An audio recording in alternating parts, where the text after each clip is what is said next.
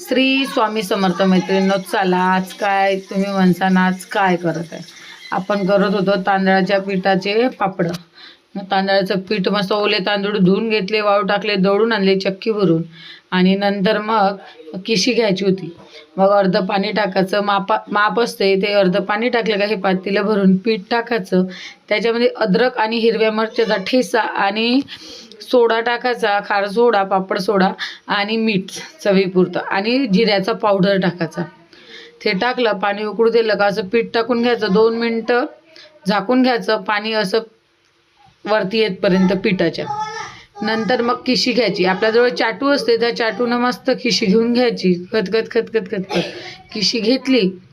एक जण पकडून राहिला पाहिजे जोऱ्यामध्ये.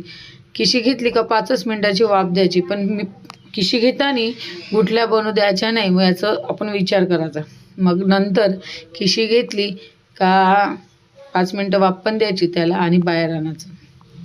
बाहेर आणलं तिथे का एक जाड्या पन्नीमध्ये टाकलं आणि खूप मस्त असं नरम चुरून घ्यायचं. तोंडाले जशी चव आहे ना, हाताले तसे झटके पाहिजे बाई. तुम्हाला पटते नाही पटत हे मला माहीत नाही, पण हाताला लय चटके लागतात. पण ते मावशी आहे ना, 1 नंबरची आम्हाला चुरून देत होती. आणि मग फडकं घेता, फडक्यानं मस्त चुरून दिलं. लासत असेल जर चटके लागले तर फडकं घ्यायचं, त्याच्यावरतून फडक्यानं पण चुरलं तरी चालते. खाण्याच्या जर चव आहे तर एवढं सारं हे करावं लागते आपल्याला नाटकं. बघा करणं काही सोपं नाही आहे बरं. उन्हाळ्याचं वाळवण बी सोबत 3 ते 4 जणी पाहिजे. एकटीच्यानं काही होत नाही. आम्ही 4 जणी होतो. हे किशी घेणारे वेगळे होती, ते हे असं चुरून देणारे आणि गोले तोडून देणारे वेगळे होते.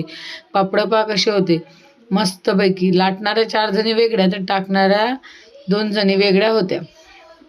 त्या लाटण्याचा व्हिडिओ पण केला होता मी, पण आता कुठे काय माहीत मागं पुढं होऊन जाईन बघा टाकताना कसा काय व्हिडिओ आला. डायरेक्ट ती बांधणं बिनणं लगेच संध्याकाळी हातोहात अशा बांधून ठेवता. खानदेशातली प्रथा आहे. तुमच्याकडे आहे की नाही हे माहीत नाही मला, पण आमच्या खानदेशामध्ये अशी प्रथा आहे का हातोहात रात्री अशा चैता बांधून ठेवल्या तर डब्यामध्ये ठेवासाठी जागा पण कमी लागते आणि मस्त राहते. शिदेच्या शिदे जसं त्याला भाजताना खूप मस्त भाजता येते. म्हणून तुमच्याकडे पण अशाच बांधता का? जास्त कडक वाळू नाही द्या लागते. थोडेसे नरम असले का तेव्हाच बांधून घ्यायचे आणि उन्हामध्ये ठेवायचे. ते आपस वाळून जाते. जसे आपल्या खाण्याला चव असते ना, तसं करायला पण चटके असते. बाय बाय, भेटू पुढच्या व्हिडिओमध्ये. आवडलं तर नक्की माझ्या चॅनलला लाईक शेअर करायला विसरू नका आणि कमेंट पण करा. बाय बाय, भेटू दुसऱ्या व्हिडिओमध्ये. श्री स्वामी समर्थ.